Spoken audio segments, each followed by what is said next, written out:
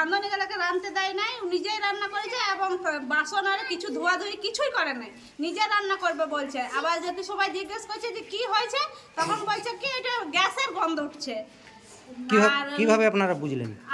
আমার প্রতিদিনই স্কুল আসি, ছেলেরা তো প্রতিদিন স্কুল আসি, তবে আর ওর প্রতিদিনের ঘটনাগুলো দেখি। রাঁধুনির পেছু পেছু ঘুরে বেড়ানো, রাঁধুনির কাছেই দাঁড়ায় থাকে, রান্না করে তবুও দাঁড়ায় থাকে, দেয় তবুও দাঁড়ায় থাকে। মানে হেডমাস্টার তো বলো না, ভালোই নয়।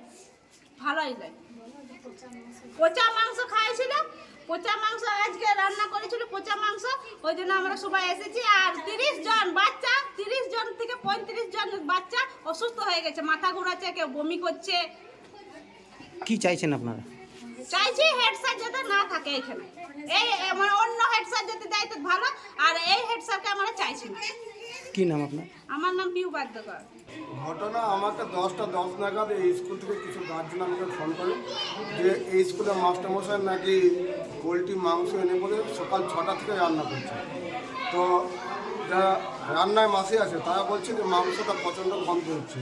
এই করতে করতে 2-1 অভিভাবক আসে, অভিভাবক এসে দেখে যে মাংসটা পচা মাংস। এবার সেই পচা মাংস রান্না করার জন্য এই বিক্ষোভ হয়েছে। এটা আমি ঠিক বলতে পারবো না। আমি বিডিও সাহেব, এসআই সাহেব এবং চেয়ারম্যান সাহেবকে আমি জানিব যে মানে প্রত্যেক দিন যদি একটা স্কুলে অশান্তি হয়, সেই স্কুল ভালোভাবে চলতে পারে না। এবং এই স্কুল জামুরিয়া শিক্ষা চোখে সবথেকে ভালো স্কুল। এই ভালো স্কুলটাকে ভালোভাবে রাখতে হবে, সেই চেষ্টাই করতে হবে। স্কুলটাকে কোনো নষ্ট করা যাবে না। এটা মানে পরীক্ষার হিসাবে হয়তো স্পেশাল হয়েছিল, সেটা জানি না ঠিক। তো মনে হয় মানে প্রত্যেক বছর এই স্কুলের নিয়ম আছে যে পরীক্ষার সময় এদিকে মাংস খাওয়ানো হয়, সেই হিসাবে হয়তো মাংস করছে। কিন্তু মাংসটা পচা মাংস কিনে আজকে মানে 2 ঘন্টা উচ্ছিল প্রচুর, এই জন্যই আজকে এই অসুস্থ হয়েছে। তারা গার্জেন এসেছিল, গার্জেনের তাদের দিকে বাড়িতে নিয়ে গেছে এবং প্রাথমিক চিকিৎসা করে সবাই এখন সুস্থ হয়েছে। প্রধান শিক্ষক তো স্কুল থেকে চলে গেছে, এখন স্কুলের কি পরিকাঠামো অবস্থা? আজকে যা বিশৃঙ্খলা হয়েছিল তাতে মানে সব গার্জেন এসে বলে তাদের ছেলেকে তুলে নিয়ে চলে গেছে। কি নাম আপনার?